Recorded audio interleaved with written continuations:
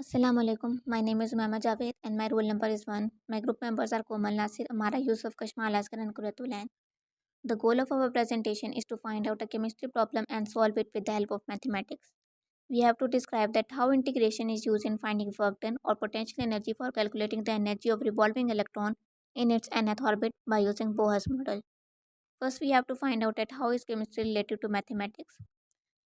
Chemistry and mathematics are very closely related disciplines. Many quantitative relationships in the chemistry, such as stoichiometry, are solved with the help of mathematics. Many formulas and equations in the chemistry are also related to mathematics. The concept of measurements involves units and unit conveyance, which are also fundamental mathematical concepts. Similarly, graphics and data analysis are also based on the mathematical models. We have to find out that what are derivatives. Derivative of a function represent the rate of change of one variable with respect to another variable. On the other hand, integration is the sum of parts to find the whole. Derivatives and integration are opposite to each other. So our problem statement is we have to calculate the work done in bringing the electron from infinity to a point at distance r from the nucleus, where the radius of revolving electron is 5.4 nanometer. The concept of integration is applied in this problem and the integration used is definite integration. Potential energy calculate करने के लिए हमें work done निकालना पड़ेगा by using integration.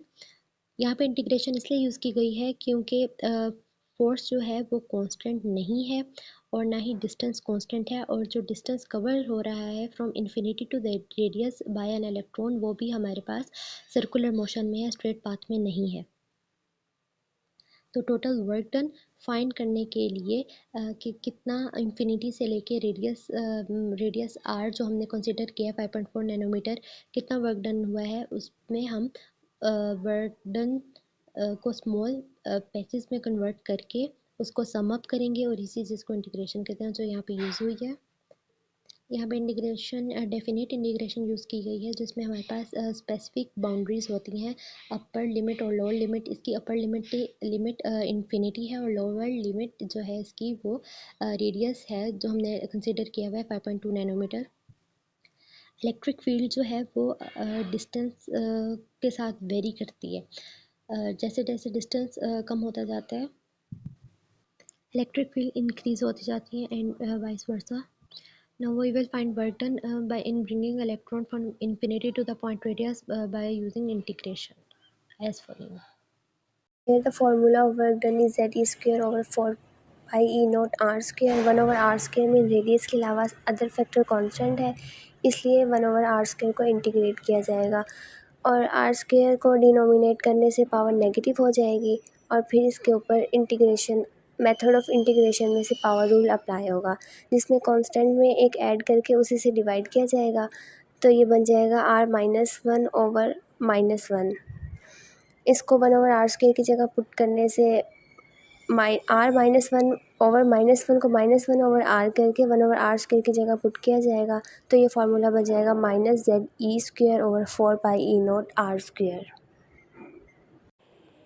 Y we apply integration directly on radius. Cycle bodies पे हम radius को directly apply कर देते हैं क्योंकि ये कॉम्प्लेक्सिटी को रिड्यूस करती है और बहुत सी फिजिकल प्रॉपर्टीज़ जैसे पोटेंशियल एनर्जी और प्रोबेबिलिटी डेंसिटीज़ वगैरह को भी हम रेडियस से एक्सप्रेस करते हैं। और ये अलो करती है कि कॉम्प्लेक्स इंटीग्रल्स को कैसे हैंडल करना in a step by step manner, focusing first on radial part before dealing with angular moment component. Integration of D are over are square between the limits of infinity represent करती है integration of function over the variable R from are to infinity. D are over are square infinite element of length को represent करता है और ये इसमें हम ये शो कर रहा है कि हम आर में टीनी इंक्रीमेंट कर रहे हैं और integration sign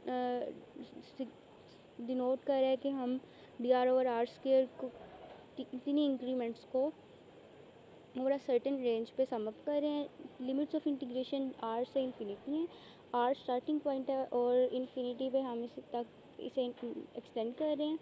integrating d are over are square from are to infinity का मतलब है कि हम इसके सारे इंक्रीमेंट्स को सम अप कर रहे हैं as r varies from are to infinity.